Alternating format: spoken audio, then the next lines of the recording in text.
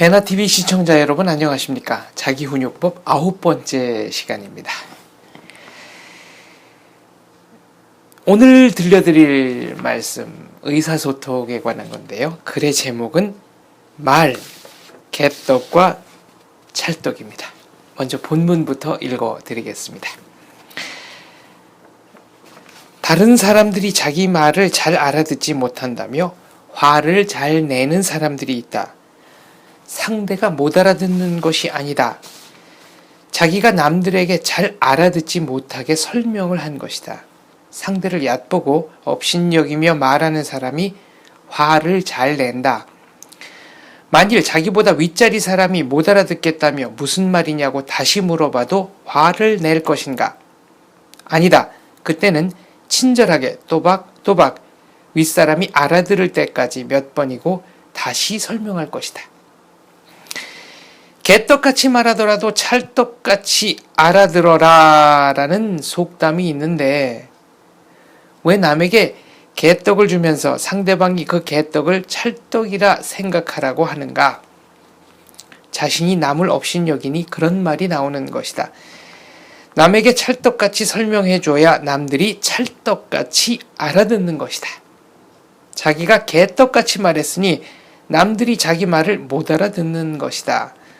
오만하고 거만하며 다른 사람들을 우습게 여기는 사람들이 남들과 대화할 때 화를 잘 낸다.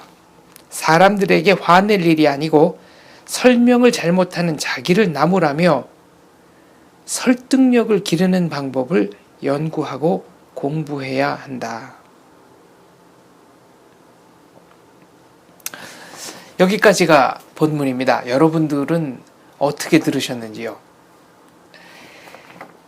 자기가 이런 말을 했는데 상대방이 못 알아듣는 경우도 있고 강조한 부분은 이 대목인데 엉뚱한 대목만을 아주 중요하다고 생각하는 경우도 있고 대화법이라는 게 쉽지 않습니다.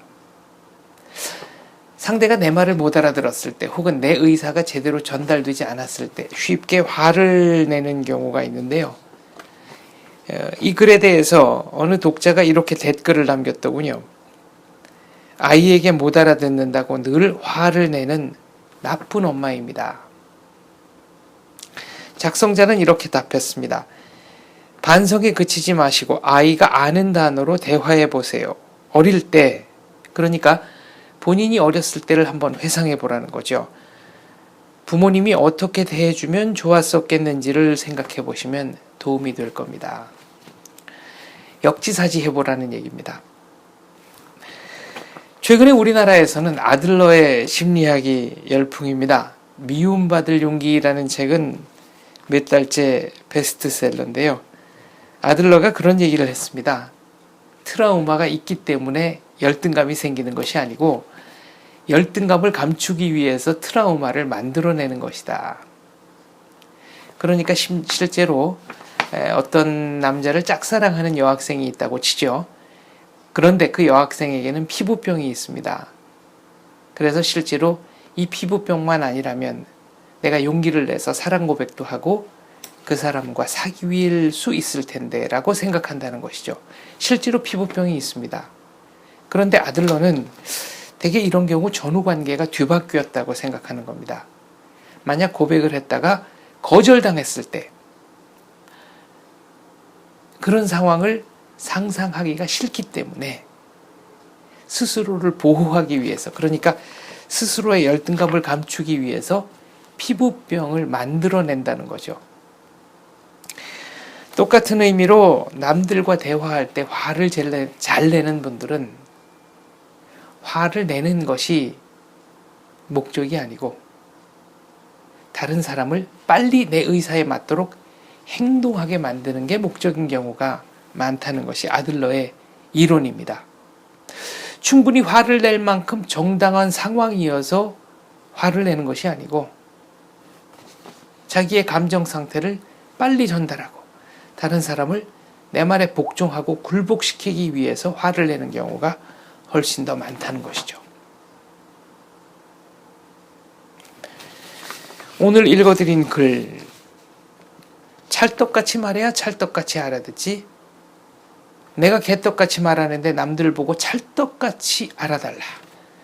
내가 하지도 않은 얘기를, 내 의사를, 내 속마음을 짐작해서 내 진의를 알아달라라고 하는 것은, 그것은 오만한 마음자리라는 얘기입니다.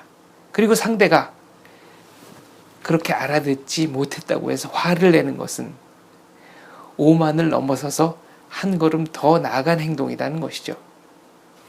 의사소통이 되지 않을 때 무엇보다도 화를 내지 마시고 차근차근 설명하는 능력을 먼저 기르셨으면 좋겠습니다. 그것이 원작자가 여러분에게 전하는 메시지이고 저도 여러분에게 들려드리고 싶은 메시지입니다.